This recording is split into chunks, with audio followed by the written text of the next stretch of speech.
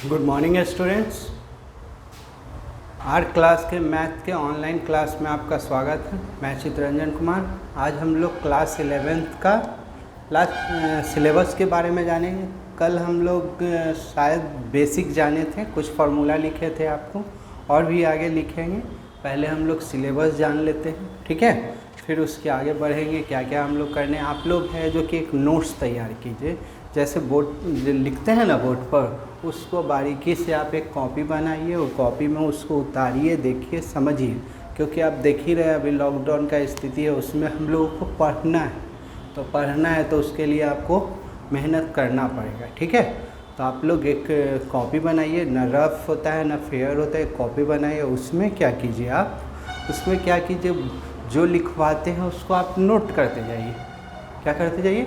Note कीजिए, समझने का कोशिश कीजिए। जहाँ दिक्कत रहे वहाँ आप टिक लगाए रहिए। अब प्रॉब्लम हो तो कभी आके कांटेक्ट कर लीजिएगा कि हाँ सर नहीं समझ में आ रहा है, मैसेज कर दीजिए, व्हाट्सअप कर दीजिए। व्हाट्सअप नंबर हम आपको लास्ट क्लास में भी आपको बता दिए हैं। दिक्कत हम आपको PDF भी भेज देंगे, आप PDF देख के उसको लिखिएगा और वीडियो देखकर इसको क्या कीजिए, समझिए। जो दिक्कत हो कांटेक्ट में रहिएगा, ठीक है। हम लोग आज का टॉपिक होगा कि हम लोग सिलेबस जानेंगे, 11th का सिलेबस जानेंगे, कैसे पढ़ना है। और लास्ट क्लास में हम लोग को बेसिक नॉलेज दे रहे थे और भी देंगे, पहले सिलेबस जानने के बाद। तो क्लास 11th का सिलेबस देखिए क्या, ठीक है। सिलेबस देखिएगा।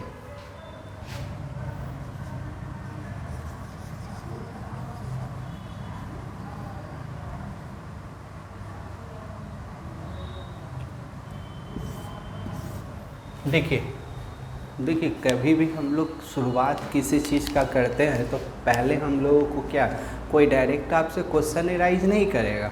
आप मान के चलिए, सपोज कीजिए आप 11th क्लास के हैं, तो पूछेगा मैथ में बाबू क्या क्या पढ़ना है, कौन कौन टॉपिक पढ़ना है, ये पूछेगा। आप सपोज कीजिए कहीं आप है जो कि कहीं ट्रेवल करना है, कहीं आपको जाना है घूमने के लिए, तो क्या करते हैं, उसके लिए आप लोग पहले पूरा तैयारी करते हैं कि हाँ वहाँ का मौसम कैसा होगा, उसके अनुसार है जो कि कपड़ा का पैकिंग होता है। फिर है जो कि वहाँ पर हम लोग क्या क्या प्लेस घूमेंगे, पूरा आप लोग लिखते हैं, समझते हैं, हाँ वहाँ जाएंगे। आप लोग नेट पर सर्च मार कर ये सब कोशिश करते हैं जानने का कि क्या क्या देखने लायक है वहाँ। उसके अनुसार आप लोग लिस्ट तैयार करते हैं, फिर पैकिंग करते हैं, फिर आप जाने का तैयारी करते हैं। तो उसी तरह से यहाँ पर भी 11th क्लास चालू कर रहे हैं तो आपको बेसिक नॉलेज होना चाहिए कि कौन कौन टॉपिक पढ़ना है हम लोगों को। नहीं कि डायरेक्ट आए चैप्टर चालू कर दिए, वो बड़ी बात नहीं है। सबसे पहले आपको नॉलेज होना चाहिए, ये टॉपिक सब पढ़ना है, टीचर कैसे पढ़ाएंगे वो देखना है, ठीक है। तो हम लोग सबसे पहले बेसिक नॉलेज में अगला क्लास में आप लोग इसको याद कर लीजिएगा कि हाँ ये टॉपिक सर पढ़ना है, इसमें ये पढ़ना है, इसमें। उसके बाद हम लोग डिटेल जानेंगे उसका, ठीक है। एक एक करके हम लोग जानने का कोशिश करेंगे। तो देखिए सिलेबस, तो सिलेबस में सबसे पहला पॉइंट आता है आपको,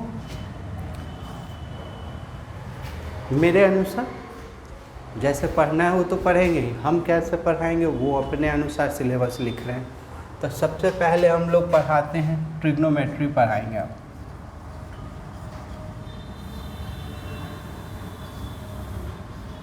ट्रिग्नोमेट्रिकल फंक्शन होता है, ट्रिग्नोमेट्री भी बोलते हैं, ट्रिग्नोमेट्रिक फंक्शन भी कर लीजिएगा, कोई दिक्कत नहीं। रिलेशन फंक्शन, तो ये ट्रिग्नोमेट्रिक फंक्शन आता है, ठीक है। लिख ही लीजिए ट्रिग्नोमेट्रिक फंक्शन, ठीक है। ये पहला टॉपिक होगा। तो ये आप 11th में, आप लोग 10th में पढ़े थे, ट्रिग्नोमेट्रिक फंक्शन है ना, ट्रिग्नोमेट्री करके आप 10th में पढ़े थे। आप लोगों को याद होगा sine theta P/H cos theta B/H tan theta, sine by cos होता था तो P/B, ऐसे करके आपको 6 का याद होगा।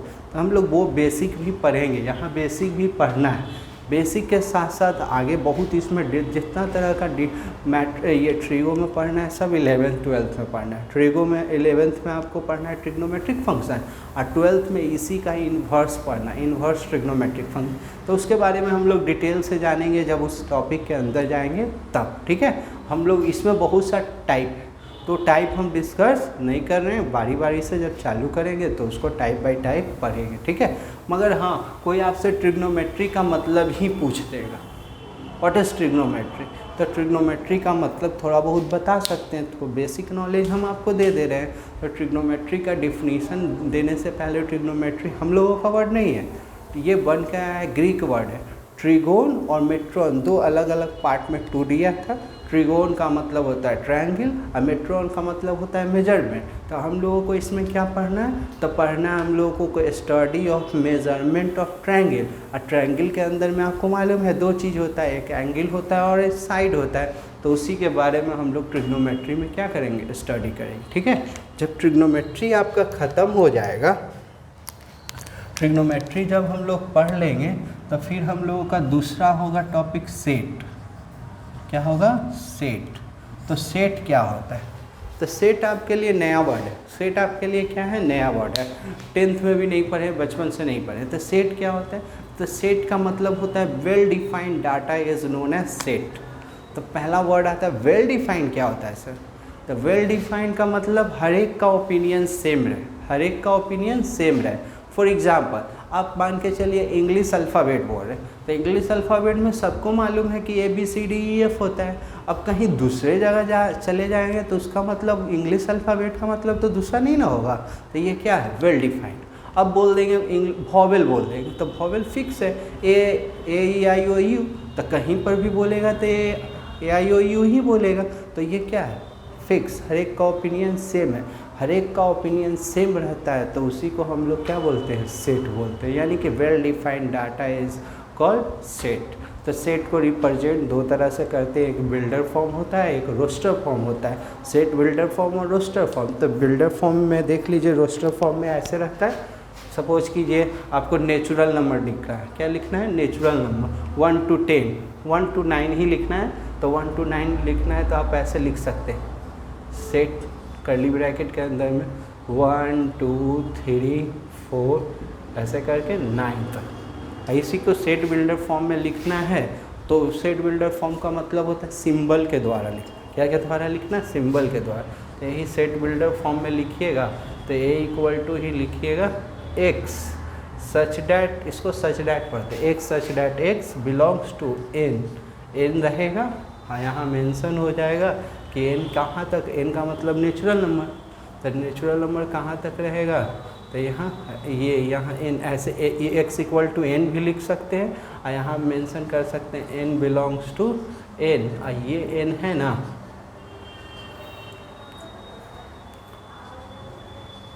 नाइन तक रहे ऐसे, ठीक है।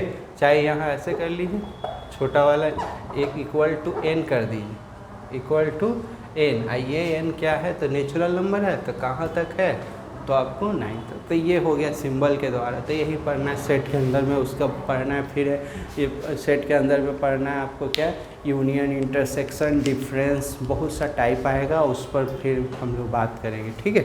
सेट के बाद आ जाएगा आपका तीसरा पॉइंट हो जाएगा, तीसरा पॉइंट रिलेशन एंड फंक्शन। क्या आ जाएगा, रिलेशन अलग चैप्टर है, रिलेशन एंड फंक्शन ये फुल्ली आपके लिए नया है, ये फुल्ली आपके लिए नया है। रिलेशन तो फुल्ली नया है, फंक्शन भी आपके लिए नया है। तो जब उसका डिटेल हम लोग जानेंगे तो उसके बारे में बात करेंगे। फंक्शन में एक वर्ड आता है, फंक्शन में एक कार्टेशियन प्रोडक्ट आता है। कार्टेशियन प्रोडक्ट जब जान लीजिएगा तब है जो कि रिलेशन का डिफिनीशन होता है, सबसेट होता है A क्रॉस B। तो कैसे होता है, तो ये थोड़ा सा जानना है। तो देखिए, सपोज कीजिए A 1 2 3 दे दिया, एक B दे दिया, B में सपोज कीजिए AB दे दिया, क्या दे दिया, A। इसी से कहा जाएगा कि इसका कार्टेशियन प्रोडक्ट निकालें, A क्रॉस, इसी को कार्टेशियन प्रोडक्ट बोलते हैं। तो ये वाला पहले लिख लिया जाता है और B वाला बाद में, B वाला बाद में। अब इसी को इनटू करना है। तो इनटू कैसे किया जाता है, तो एक वर्ड सीखना है हम लोगों को, ऑर्डर पेयर। तो ऑर्डर पेयर क्या होता है, धीरे धीरे सब खुलेगा। जब हम लोग उसमें जाएंगे तो ऑर्डर पेयर का मतलब होता है जब आप इससे इंटू कीजिएगा ना तो ऐसे लिखिएगा, पहला वाला यहाँ ए, फिर 1 से सबको करना है तो 1 से बी को किए, 1 से दोनों को कर दिए, फिर अब 2 से करेंगे तो 2 से ए, 2 से बी, फिर 3 से करेंगे तो 3 से ए और 3 से बी। तो ये जो आता है ना इसी को हम लोग ऑर्डर पेयर बोलते हैं। क्या बोलते हैं? ऑर्डर पेयर बोलते हैं। तो ऑर्डर पेयर हो गया। अब रिलेशन का डेफिनेशन दिया जाएगा, रिलेशन को आर से रिप्रेजेंट करते हैं। तो ये सबसेट होता है क्या? ए क्रॉस बी का। कोई कंडीशन दिया रहेगा तो ये रिलेशन में पढ़ेंगे। फिर यहाँ 12th में रिलेशन का टाइप पढ़ना है, रिफ्लेक्सिव, सिमेट्रिक और ट्रांजिटिव। अब जब तीनों प्रूव हो जाता है तो उसी को बोलते हैं इक्विवेलेंस, तो वो 12th का है। यहाँ टाइप नहीं पढ़ना है। फंक्शन क्या होता है? तो फंक्शन का जब डिफिनीशन दिया जाएगा तब आपको बताया जाएगा, ऐसे थोड़ा बहुत नॉलेज ले लीजिए। तो फंक्शन क्या होता था? तो फंक्शन होता है कि एक ए सेट है, ए है, यहाँ सपोज कीजिए बी है, और इसमें ए बी सी दे दिया, यहाँ पी क्यू आर दे दिया, और इसका ये इमेज है। तो डिफिनीशन दिया जाता है तो फंक्शन में बोला जाता है every element in A has unique image in A B. हर एक का यूनिक इमेज बनेगा बी में, तो उसी को हम लोग क्या कहते हैं? फंक्शन कहते हैं। फंक्शन को एफ से डिनोट करते हैं। ये फंक्शन है तो इसको हम लोग एफ से डिनोट करेंगे, F such that A from B. Function है तो F is a function from A to B. तो फंक्शन का डिफिनीशन है every element in A has a unique image in A B. तब जाके बोलेंगे ये फंक्शन है ए से बी। तो 12th यहाँ फंक्शन पढ़ना है और 12th में इसका टाइप पढ़ना है। तो फंक्शन में 1-2 वर्ड पढ़ना है। डोमेन क्या होता है, रेंज क्या होता है। तो डोमेन किसको कहते हैं? तो जो वैल्यू हम लोग पुट करते हैं वो डोमेन होता है। आफ्टर सॉल्व करने के बाद जो वैल्यू आता है वो रेंज होता है। तो डोमेन का मतलब x होता है, ऐसे लिखाता है। फंक्शन को हम लोग ऐसे भी लिखते हैं, जैसे आप लोग 11th-12th में अभी तक y 10th में y लिखते थे। अब y ना लिख कर y को ही क्या लिखा जाता है? fx भी लिखा जाता है। तो हम fx का वैल्यू पुट करेंगे। सपोज कीजिए यहाँ 2x + 1 है तो x का वैल्यू पुट करेंगे तो x मेरा डोमेन का काम करेगा। आफ्टर सॉल्व करने के बाद वो वैल्यू आएगा, किसका आएगा? y का। तो वो हो जाएगा, क्या हो जाएगा? रेंज हो जाएगा। सपोज कीजिए यहाँ 0 कोई रख दिए, इसके जगह पर क्या? When x = 0। तो 0 कीजिएगा तो यहाँ क्या हो जाएगा? 0। तो 0 रखिएगा तो ये 0 तो 1, y का वैल्यू 1 आ जाएगा। तो जो पुट करते हैं वो डोमेन होता है। आफ्टर सॉल्विंग जो आंसर आता है वो क्या होता है? रेंज। तो ये सब हम लोग बात करेंगे रिलेशन फंक्शन में, ये सब टाइप पे पढ़ेंगे उसमें, ठीक है। चलिए अब आ जाइए रिलेशन फंक्शन के बाद। फंक्शन में हम लोग 12th में टाइप पढ़ना है। 12th में क्या पढ़ना है? टाइप। जैसे 11th में तो सिंपल फंक्शन क्या होता है, रिलेशन क्या होता है वो, और 12th में इसका टाइप है। तो फंक्शन में टाइप पढ़ना है आप लोगों को, क्या 1-1 पढ़ना, 1-2 पढ़ना है, इनटू पढ़ना है, मिनिमम पढ़ना है, ये सब हम लोग 12th, ठीक है। रिलेशन फंक्शन के बाद हम लोग ये इतना टॉपिक आपको चौथा आ जाएगा आपका अलजबरा। अलजबरा पढ़, खाली बोल देना नहीं है कि हाँ अलजबरा। अलजबरा के अंदर में क्या क्या पढ़ना है वो इम्पोर्टेंट है, ठीक है। अलजबरा के अंदर में क्या क्या पढ़ना है वो, इसको लिखते भी जाइएगा, ठीक है। कॉपी बनाइए, इसको लिखते भी जाइए, जल्दी कीजिए।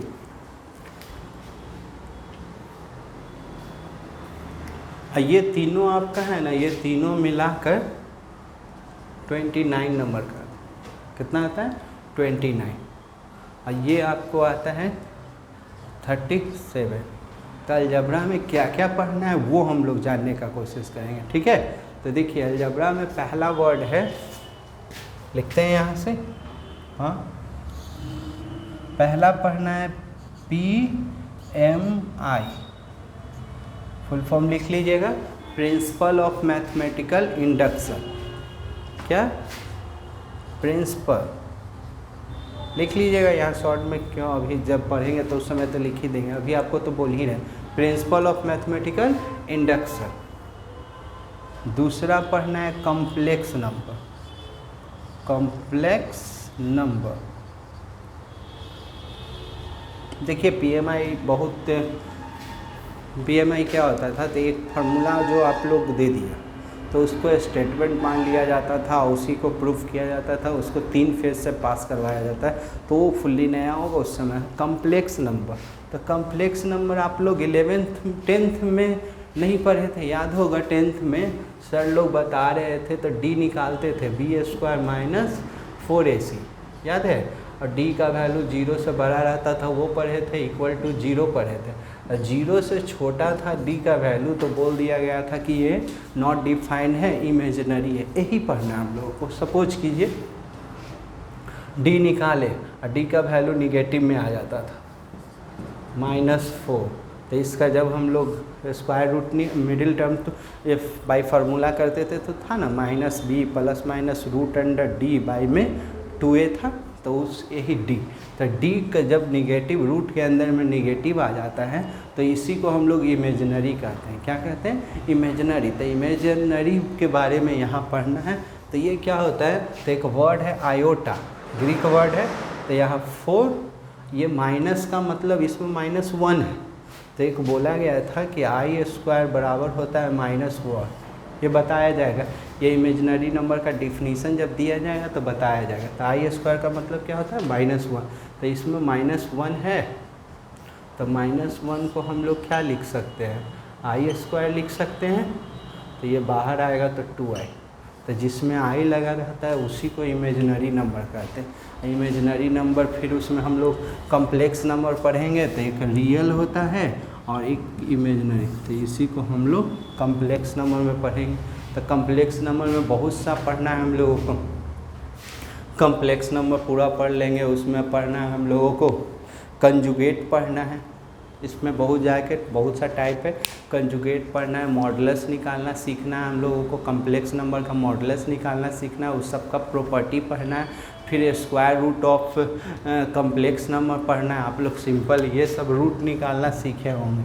अब इसका रूट निकालना होगा, आई का हो गया, फिर इसका रूट बताया जाएगा 3 + 4i, ये सब का रूट निकालना पढ़ना होगा। फिर यहाँ एक वर्ड आएगा पोलर फॉर्म आएगा, क्या आएगा? पोलर फॉर्म आएगा। फिर उसमें क्वाड्रेटिक इक्वेशन आएगा, तो क्वाड्रेटिक इक्वेशन जो आप लोग पढ़ लिए हैं 10th में, मिडिल टर्म तोड़ने वाला वो नहीं पढ़ना है। जिसका मिडिल टर्म नहीं टूटता है वो भी आप लोग 10th में पढ़े थे बाई फार्मूला करके, तो बाई फार्मूला पढ़ेंगे, लेकिन उसमें वो उसका आप रूट ये डी निकालते थे, डिस्क्रिमिनेंट तो सिंपल आ जाता था, पॉजिटिव या 0 आता था। यहाँ सबका डी क्या में आएगा? निगेटिव आएगा, उसको हमको यहाँ पढ़ना है कम्प्लेक्स नंबर में, ठीक है। इसमें बोल सकते हैं 5 टॉपिक पढ़ना है, फिर से सुन लीजिए। पहला पढ़ना है आपको इससे related basic knowledge, imaginary number पढ़ना है। दूसरा कम्प्लेक्स नंबर क्या होता है, फिर उसके अंदर जाइएगा तो कम्प्लेक्स नंबर मॉडुलस हो गया, मॉडुलस ऑफ कम्प्लेक्स नंबर। फिर है कंजुगेट पढ़ना है, वो सब का प्रॉपर्टी पढ़ना है। ये सब प्रॉपर्टी हो जाएगा तो फिर आपको स्क्वायर रूट पढ़ना है, square root of complex number. फिर क्यू रूट ऑफ यूनिटी पढ़ना है, क्यू रूट ऑफ यूनिटी। अभी तक आप लोग ये जानते होंगे 1 का रूट निकालते हैं तो 1 ही होता है, तो इसका देखिएगा तो कि 3 वैल्यू आएगा। ये आपको मालूम है ना, जिसका पावर जितना पावर रहता है उतना वैल्यू आता है। जैसे स्क्वायर होता है तो इसका आंसर 2 आता है। कितना आता है? 2। मान के चलिए a है तो इधर जाता है तो x बराबर लिखाता है ना, ±√a, तो कितना आंसर? 2 आंसर। तो q का भी कितना आंसर आना चाहिए? 3 आंसर। तो 1 का रूट तो सब बोलता है सर 1 ही होता है। हाँ 1 होता है, 1 आंसर। 2 आंसर और होता है जो इमेजिनरी होता है, तो ये पढ़ना है। क्यू रूट ऑफ यूनिटी पढ़ना है। फिर आपको पढ़ना है पोलर फॉर्म पढ़ना है। क्या पढ़ना है? पोलर फॉर्म पढ़ना है। फिर पोलर फॉर्म हो जाएगा, फिर आपको स्क्वायर रूट हो जाएगा। एक पढ़ना है आपको quadratic equation with complex number, quadratic equation with complex number, ये सब पढ़ना है। कम्प्लेक्स नंबर जब आपका हो जाएगा, कम्प्लेक्स नंबर के बाद आपको पढ़ना है इनइक्वलिटी। एक चैप्टर आएगा linear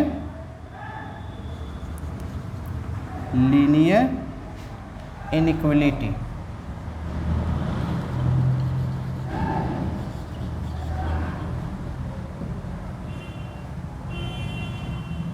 linear inequality.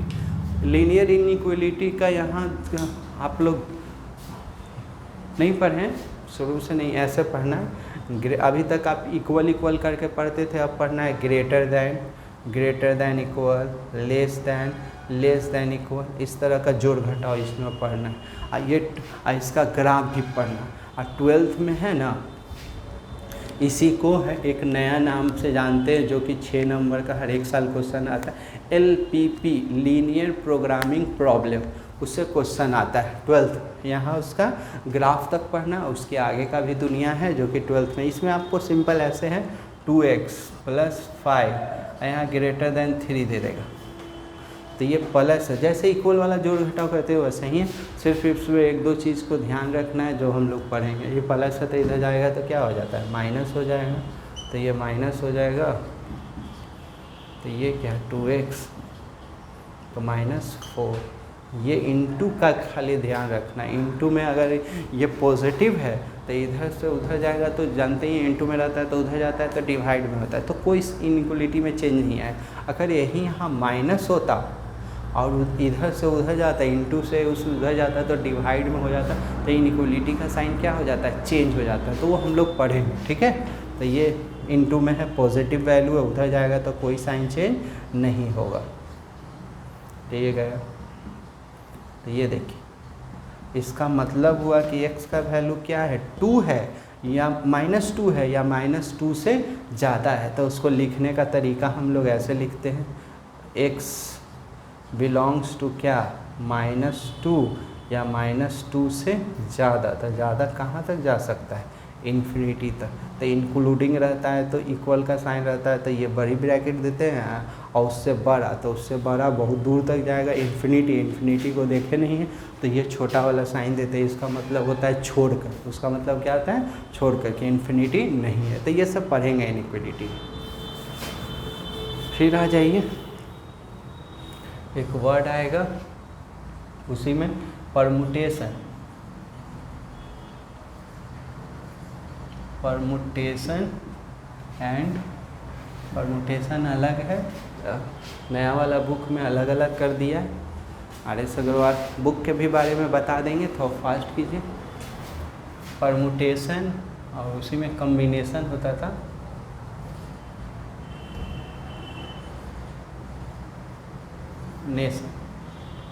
Permutation and combination पढ़ना है।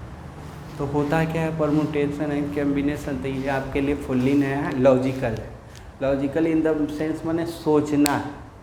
फॉर एग्जांपल परमुटेशन का, सपोज कीजिए कि ये आपका सिनेमा हॉल, एंट्री गेट है जो कि 2 है, A और B, और एग्जिस्टेंस 3 है, बाहर निकलने का 3, ये बाहर आने का, ये एंट्री करने का।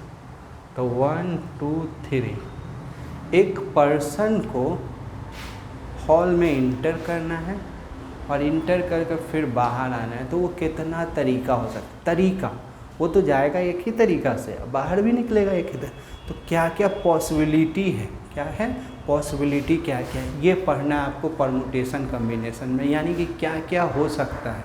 तो देखिए ऐसे हो सकता है, A से जाते 1 से निकलते, 2 तरीका से बनेगा, एक प्रोडक्ट मेथड है, एक एडिशन मेथड। तो एडिशन वाला 1 से A से जाता 1 से आता, A से जाता 2 से आता, A से जाता 3 से निकलता, या फिर B से जाता 1 से निकलता, B से जाता 2 से निकलता, B से जाता 3 से निकलता। ये टोटल 6 हो गया, एक तरीका। तो ऐसे करके बहुत टाइम लग जाएगा। दूसरा तरीका क्या है, जाने का कितना, प्रोडक्ट मेथड। तो जाने का कितना, तो जाने का 2, बाहर निकलने का कितना 3, तो 6 मेथड। तो ये सब हम लोग परमुटेशन में पढ़ेंगे। परमुटेशन में एक वर्ड आता है फैक्टोरियल। क्या आता है, फैक्टोरियल। फैक्टोरियल तो क्या होता है, जैसे कि कोई 5 फैक्टोरियल लिख दिया, ऐसे लिखा जाता है, या फैक्टोरियल को ऐसे लिखिए या ऐसे लिखा जाए, ये फैक्टोरियल का नोटेशन है। तो 5 फैक्टोरियल, तो 5 बोला तो जहाँ से बोला 5, तो 5 से लेकर 1 तक लिखना है, यानी कि natural number, product of preceding number तक लिखना है, 1 तक नेचुरल नंबर। तो 5, 4, 3, 2, 1, तो इसका वैल्यू हो जाएगा 120। फिर कोई 4 फैक्टोरियल बोल दिया तो 4, 3, 2, 1, 24 हो जाएगा। फिर 3 फैक्टोरियल बोल दिया तो 3, 2, 1, फिर बोल दिया आपको 2 फैक्टोरियल तो 2, 1, 1 फैक्टोरियल तो 1, 0 फैक्टोरियल डिफाइंड है, उसका भी वैल्यू क्या होता है 1। तो ये सब पढ़ेंगे परमुटेशन में। कम्बिनेशन उसी से होता है, परमुटेशन में ए बी ए, ये परमुटेशन में फॉलो होता है। परमुटेशन में ऑर्डर का इम्पॉर्टेंट होता है, कम्बिनेशन में ऑर्डर का इम्पॉर्टेंट नहीं होता। परमुटेशन में भी टीम बनता है लेकिन ऑर्डर को फॉलो करता है, इसमें टीम बनता है तो इसमें ऑर्डर को फॉलो नहीं करता, कहता है कि ए खेलो या बी खेलो या बी खेलो या ए एक ही है, तो इसमें ऑर्डर का इम्पॉर्टेंस नहीं होता है, वो कम्बिनेशन हो जाता है। जिसमें ऑर्डर का इम्पॉर्टेंस होता है वो क्या हो जाता है, परमुटेशन, वो पढ़ना है। तो पढ़ेंगे तो उस समय बात करें, थोड़ा बहुत आपके पास नॉलेज होना चाहिए। उसके बाद आ जाइए, आएगा आपको अगला पॉइंट आएगा जो बहुत इम्पॉर्टेंट है, बाइनोमियल थ्योरम। बाइनोमियल थ्योरम, देखिए बाइनोमियल थ्योरम में आप लोग सिंपली जानते थे कि a प्लस बी का होल स्क्वायर जानते हैं, फिर क्या जानते हैं a प्लस बी का होल क्यूब। ज़्यादा से ज़्यादा मेहनत कीजिएगा तो पावर 4 वाला भी कर लीजिएगा, उससे थोड़ा सा मेहनत कीजिएगा तो 5 वाला भी, 6 वाला, 10, 12, 13 रहेगा तो क्या कीजिएगा। तो ये सब पढ़ना है आपको, क्या में यहाँ पर 25 रहे, 26 रहे, कोई दिक्कत नहीं, सब पढ़ना है बाइनोमियल थ्योरम, इसमें हम लोग पढ़ेंगे, ठीक है। ये आप लोग थोड़ा सा ये पढ़ क्या है, सीक्वेंसेस एंड सीरीज़, ये थोड़ा बहुत पढ़े थे। तो सीक्वेंस एंड सीरीज़ में आप लोग क्या पढ़ के आए हैं, तो सिर्फ एपी पढ़े थे, अरिथमेटिक प्रोग्रेशन पढ़े थे। तो यहाँ एपी पढ़ना है, अरिथमेटिक प्रोग्रेशन, जीपी पढ़ना है। जीपी का मतलब हो गया ज्योमेट्रिक प्रोग्रेशन। एचपी नहीं पढ़ना लेकिन जानना ज़रूरी है, तो एचपी का मतलब हो गया हार्मोनिक प्रोग्रेशन। कुछ है जो कि आपको स्पेशल सीरीज,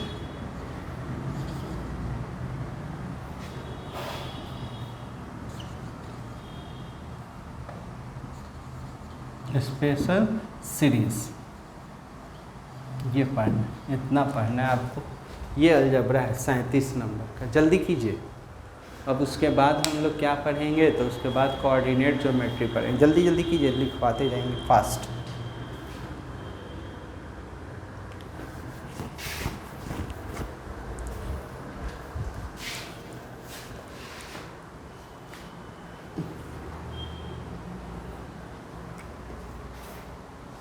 यहाँ हो जाएगा पचमा कोऑर्डिनेट,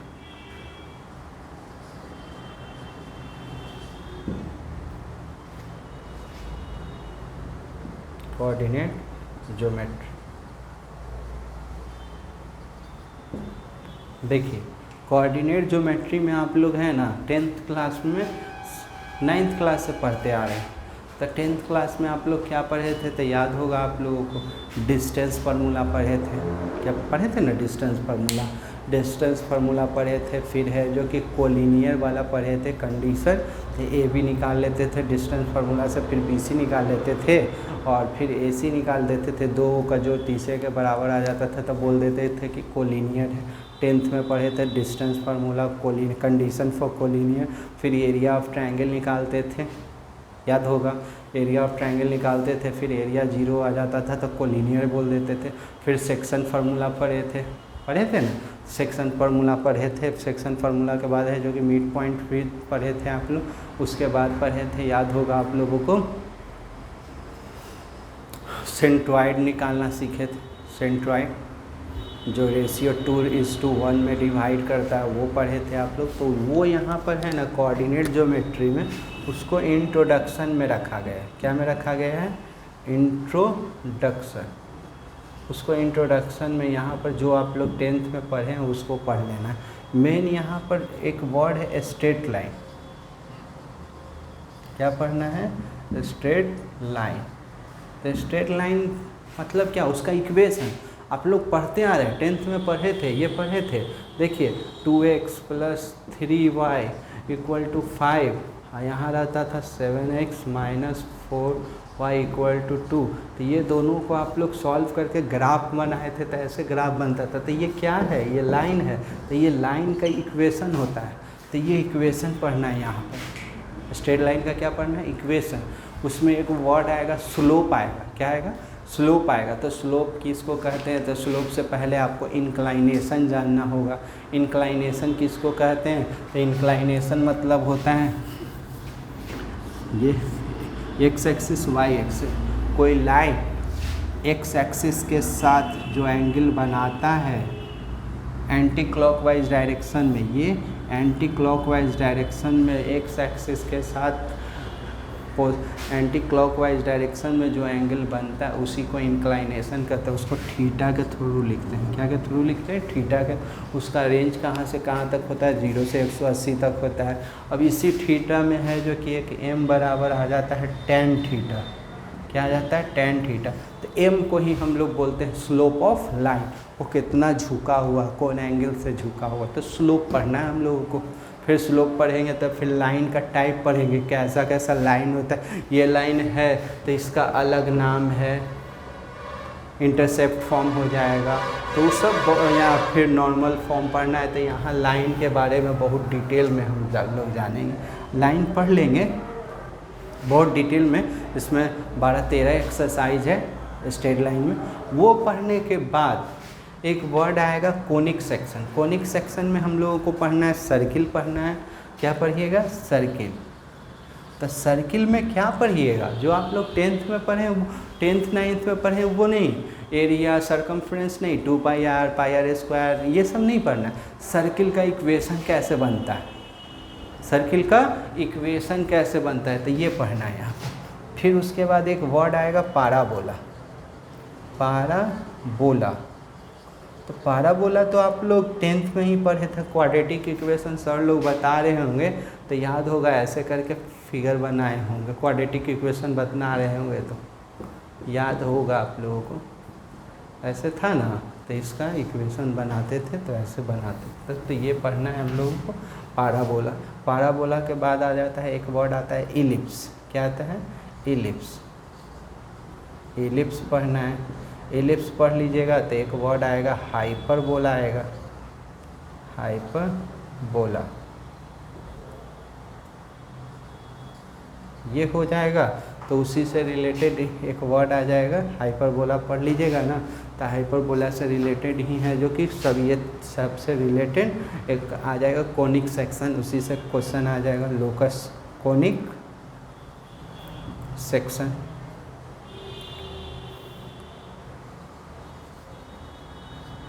ये पढ़ना है आपको कोऑर्डिनेट ज्योमेट्री। क्योंकि क्या में कोऑर्डिनेट ज्योमेट्री ये आता है आपका 12 नंबर। जल्दी कीजिए, 100 नंबर है। कैसे कैसे आएगा वो लिखवा रहे।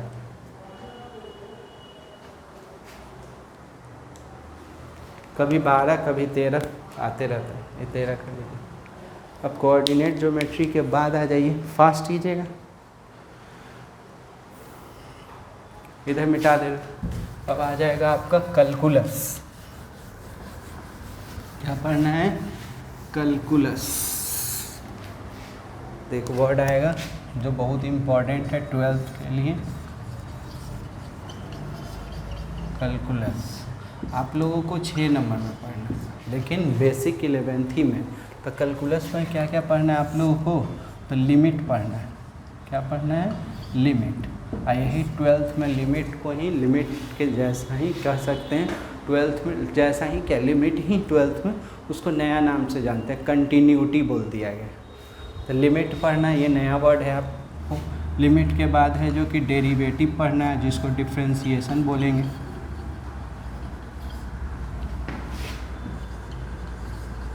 डिफ्रेंसिएशन पढ़ेंगे, डिफ्रेंसिएशन को ही डेरिवेटिव भी बोलते हैं, रेट ऑफ चेंज भी बोलते हैं,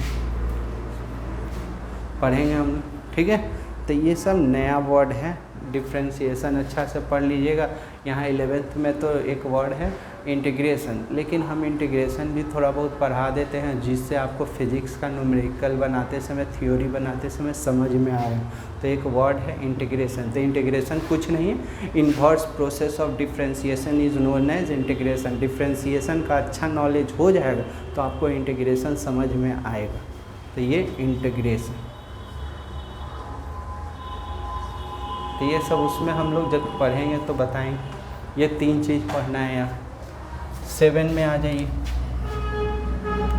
7 में एक वर्ड है मैथमेटिकल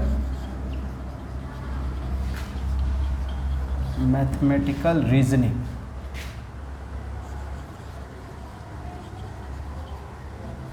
मैथमेटिकल रीजनिंग इससे 3 नंबर का था, लेकिन कंपटीशन में, मेंस में इससे बहुत इम्पॉर्टेंट है, बहुत ज़्यादा आता है, ठीक है।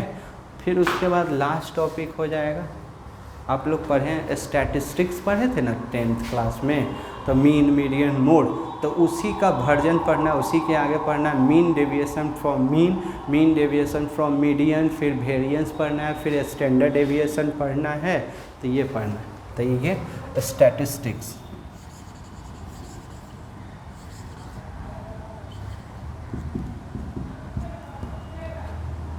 स्टैटिस्टिक्स में आपको पढ़ना है, वो पूरा नहीं लिख रहे, स्टैटिस्टिक्स में क्या क्या पढ़ना है। तो स्टैटिस्टिक्स में आपको पढ़ना है मीन तो बेसिक बताना पड़ेगा हमको। मीन को आप लोग याद कीजिए, direct method, shortcut method, assume method से बनाते थे।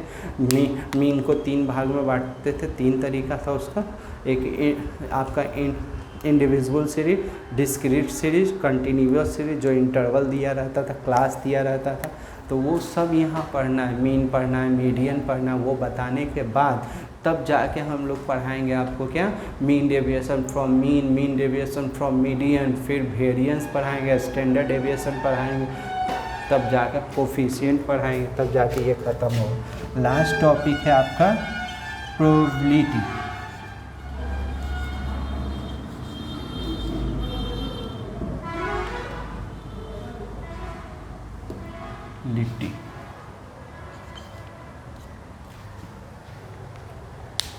प्रोबेबिलिटी पढ़ना है लास्ट।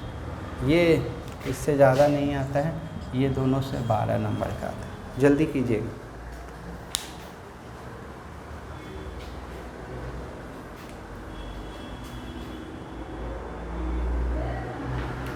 ठीक है, ये आपका टॉपिक है, पूरा सिलेबस। अब बारी बारी से हम लोग सबके बारे में जान चुके हैं, तो एक बार उसको याद कर लीजिए। कोई पूछे तो बता दें कि हाँ क्या क्या पढ़ना है। तो ट्रिग्नोमेट्री पढ़ना था, सेट पढ़ना था, रिलेशन फंक्शन पढ़ना था, तो ये हो गया आपको। फिर अलजबरा में आ गए तो क्या पढ़ना था, तो PMI principle of mathematical induction पढ़ना है, कम्प्लेक्स नंबर पढ़ना है, इनइक्वालिटी पढ़ना है, परमुटेशन कम्बिनेशन पढ़ना है, बाइनोमियल थ्योरम पढ़ना है, सीक्वेंस एंड सीरीज पढ़ना है। सीक्वेंस एंड सीरीज में AP, GP, HP पढ़ना है, हो गया। फिर स्पेशल सीरीज हो गया।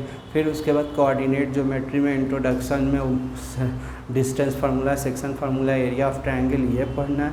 फिर सर्किल पढ़ना है, पैराबोला पढ़ना है, हाइपरबोला पढ़ना है, इलिप्स पढ़ना है, स्ट्रेट लाइन पढ़ना है, सबका इक्वेशन पढ़ना है। ये हो गया कोऑर्डिनेट ज्योमेट्री। कैलकुलस में बात करेंगे तो कैलकुलस में आपको यहाँ लिमिट पढ़ना है, डिफ्रेंशिएशन पढ़ना है, डिफ्रेंशिएशन को ही डेरिवेटिव भी कहते हैं, रेट ऑफ चेंज भी कहते हैं। फिर आपको इंटीग्रेशन का बेसिक नॉलेज देंगे, जो नहीं पढ़ना है नॉलेज दिया जाएगा।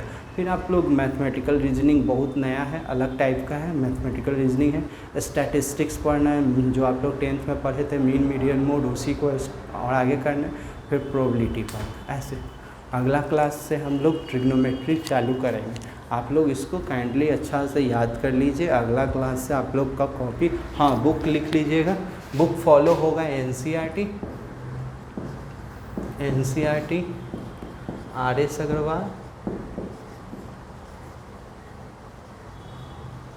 अग्रवाल, जिनके पास KC सिन्हा है, KC सिन्हा,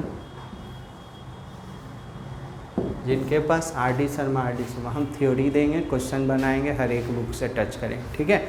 अब अपना जो प्रॉब्लम रहेगा आपको हमको व्हाट्सएप पर मैसेज कीजिएगा। व्हाट्सअप नंबर आपके पास होना चाहिए 9334229107। ये मेरा व्हाट्सअप नंबर है, इस पर कांटेक्ट कीजिए। नेक्स्ट क्लास से हम लोग ट्रिग्नोमेट्री चालू करेंगे, तैयार रहिए।